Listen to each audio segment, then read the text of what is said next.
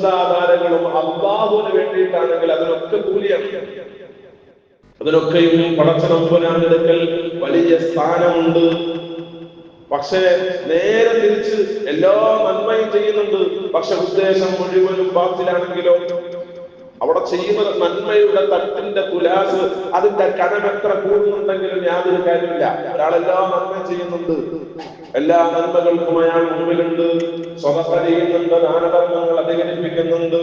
പക്ഷേ ഉദ്ദേശം ജനങ്ങളെന്നെ കുറിച്ച് താൻ വലിയ ധർമ്മിഷ്ഠനാണെന്ന് പറയാനാണ് അയാളുടെ ലക്ഷ്യമെങ്കിൽ സ്വതന്ത്ര ബാത്തിലാണ്. ഞാൻ വലിയ രീതിയിൽ ആളുകളെ സഹായിക്കുന്ന ആളാണ്, ഞാൻ വലിയ ധർമ്മിഷ്ഠനാണ്, ഇങ്ങനെ ആളുകൾ പറയണമെന്നുള്ള നിലയ്ക്ക് ഒരാൾ സ്വതക്ക ചെയ്താൽ കൊടുക്കുന്ന പണത്തിന്റെ അളവെത്ര കൂടിയാലും അല്ലാഹു റബ്ബുൽ ഇസ്സത്തിന്റെ അടുക്കൽ അതിന് യാതൊരു വിലയുമില്ല.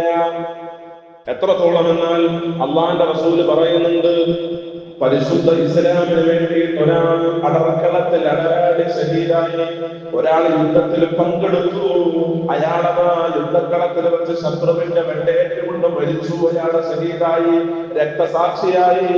ആ മനുഷ്യന്റെ മയ്യത്ത് പോലും കുളിപ്പിക്കാതെ കൊണ്ടുവന്ന് കബറടക്കിയിട്ട് അവൻ അല്ലാഹു പുനർജീവിപ്പിച്ചാൽ അല്ലാഹു റബ്ബുൽ ഇസ്സത്ത് അവനോട് ചോദിക്കും, നീ എന്താണ് എന്റെ ദീനിന് വേണ്ടി ചെയ്തത് എന്നൊരു ചോദ്യം അല്ലാഹുവിനോട് ചോദിക്കും.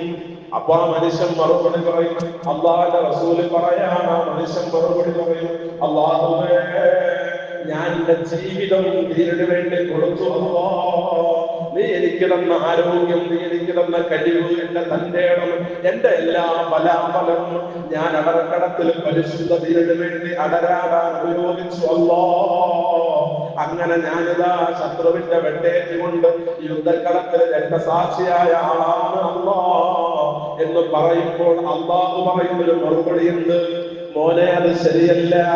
അങ്ങനെ നീ യുദ്ധക്കളത്തിൽ അടരാടിയിട്ടുണ്ടെങ്കിൽ അത് ആളുകൾ നിന്നെ കുറിച്ച് വലിയ യോദ്ധാവാണെന്ന് പറയാനല്ലേ നീ യുദ്ധക്കളത്തിൽ ഇറങ്ങിയത്.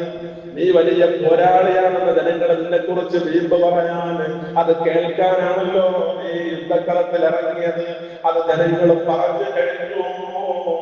അതുകൊണ്ട് എന്റെ അടുക്കൽ രക്തസാക്ഷിത്വത്തിന്റെ പട്ടികയുമായിട്ട് വരണ്ട, ആ കൂലി ഇവിടെ ലഭ്യമല്ല എന്ന് അല്ലാഹു റബ്ബുൽ ഇസ്സത്ത് പറയുമെന്ന് പരിശുദ്ധ റസൂൽ സ്വല്ലല്ലാഹു അലൈഹി വസല്ലം.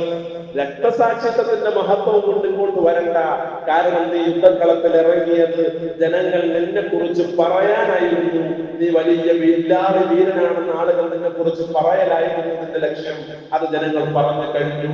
അതുകൊണ്ട് ഇനി ഇവിടെ അതിന്റെ പേരിൽ കൂലിയും ബാക്കിയില്ല. അല്ലാഹുവിന്റെ ഹബീബ് മുഹമ്മദ് മുസ്തഫ സ്വല്ലല്ലാഹു അലൈഹി വസല്ലം തങ്ങൾ പറഞ്ഞു വെക്കുന്ന ഹദീസ്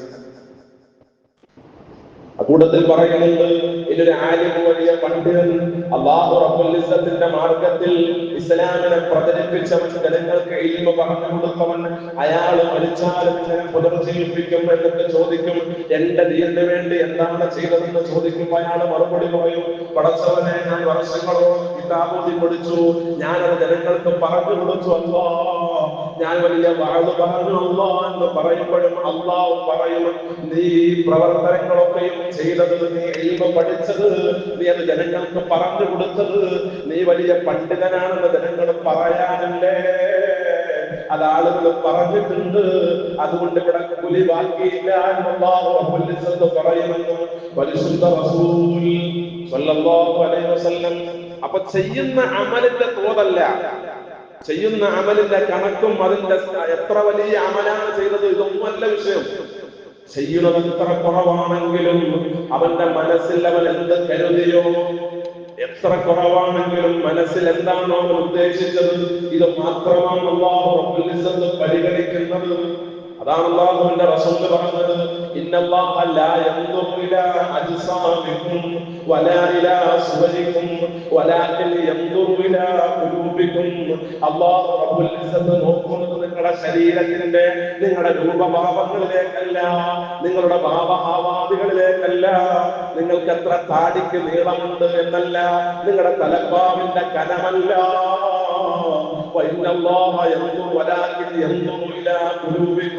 അല്ലാഹു നോക്കുന്നത് വാരിയല് കൊണ്ട് മൂടപ്പെട്ടിരിക്കുന്ന ഹൃദയത്തിൽ തന്തരംഗത്ത് നിങ്ങൾ എന്താലോചിക്കുന്നു, എന്ത് തീരുമാനിക്കുന്നു, എന്താണ് നിങ്ങൾ ഉദ്ദേശിക്കുന്നത്? ഇതാണ് അല്ലാഹു നോക്കുന്നതെന്ന് പരിശുദ്ധ റസൂൽ സ്വല്ലല്ലാഹു അലൈഹി വസല്ലം.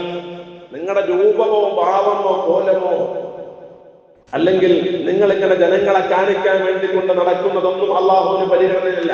ഒരാൾ താടി വളർത്തുന്നു, അത് സുന്നത്തായ രൂപത്തിലാണെങ്കിൽ, അത് സുന്നത്ത് അയാൾ വിചാരിച്ചിട്ടുണ്ടെങ്കിൽ അതുകൊണ്ട് കൂലി കിട്ടും. താടി വളർത്തണ്ട എന്നല്ല, താടി വടിക്കൽ നിഷിദ്ധമാണെന്ന് അവരെ പറഞ്ഞു വെച്ച പണ്ഡിതന്മാരുണ്ട്. തലപ്പാവ് ധരിക്കൽ ഏറ്റവും വലിയ സുന്നത്താണ്. അതൊക്കെ എന്താണ്? വെള്ളിയാഴ്ച ദിവസം വെള്ളവസ്ത്രം ധരിക്കൽ പ്രത്യേകം സുന്നത്താണ്, വലിയ കൂലി അതുകൊണ്ട് കിട്ടും. പക്ഷേ ഇതിന്റെ ഒക്കെ അടിസ്ഥാനം എന്തായിരിക്കണം? അള്ളാഹുവിന്റെ റസൂലിന്റെ സുന്നത്ത്.